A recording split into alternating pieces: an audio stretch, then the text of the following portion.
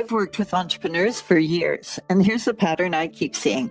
Almost everyone can build strength. Hardly anyone stays flexible. You can be active, disciplined, getting a lot done, and still feel completely stuck. That's what happens when you build strength but forget about flexibility. You get rigid. And when you're rigid, you're tense pretty much all the time. If you're new here, welcome.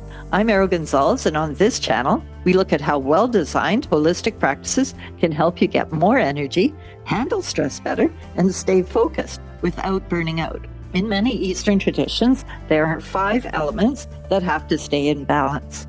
2 of these elements speak specifically to the balance of strength and flexibility. There's wood, which is all about being flexible, patient, and able to adapt.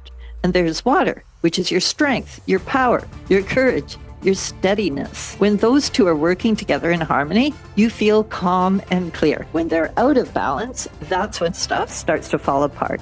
Too much strength and not enough flexibility, and you get tense and reactive, and your thinking gets really rigid. Too much flexibility and not enough strength, and you lose your focus, your energy, your drive, and can't stay consistent. What you actually want is somewhere in the middle. Strong, but still able to bend. Want to know what separates the entrepreneurs who burn out from the ones still standing years later? It comes down to bamboo. Bamboo bends when the wind hits it, but it doesn't snap. That's the kind of resilience you actually need. What you want is strength that can bend a little. And this is where most people get it wrong. They train their body, but completely ignore their nervous system. They're obsessed with being productive, but they never let themselves recover. Through the lens of the wood and water elements, this imbalance shows up as fear-based control issues. Trying to control the external environment and other people instead of turning within to take a more easeful approach. Here's something you can try tomorrow morning before you do anything else. Before the coffee, before you grab your phone, just take 2 minutes and check in with your body. Notice your jaw. Are your shoulders up by your ears? How's your breathing? Then ask yourself one thing. Do I need more strength right now? Or do I need to loosen up and stretch?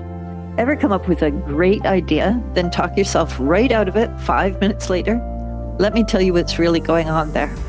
That little voice pushing back is usually just tension that's built up in your nervous system.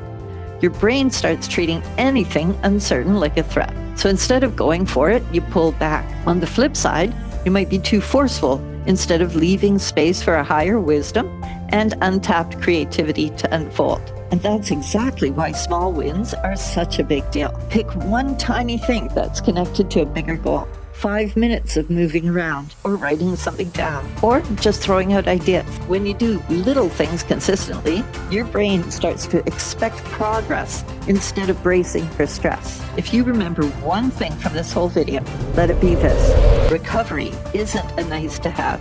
It's part of how you actually perform. In Key Energetics, we have a simple idea we call water up, fire down. When your stress goes up, your fire energy shoots up with it. That's when you get reactive, hot-headed, and all over the place. So here's a quick way to reset. Open your chest up a little. Put your hands on your lower back, right over your kidneys, mid-back. Take a slow breath in.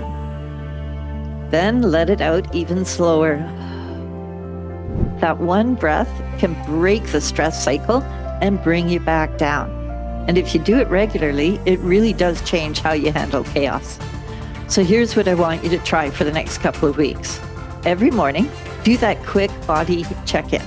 And a few times during the day, just stop and take one good deep breath. And at night, ask yourself 2 things. Where was I strong today? And where was I flexible? Then just pay attention to what shifts. You might start sleeping better, feeling less tense, thinking more clearly, and being a little more patient. And here's the thing, nobody really tells you. You don't have to pick between being powerful and being at peace. You can have both. Go ahead and subscribe and leave me a comment telling me where you tend to hold your stress. Your neck, your jaw, your shoulders. I'm genuinely curious.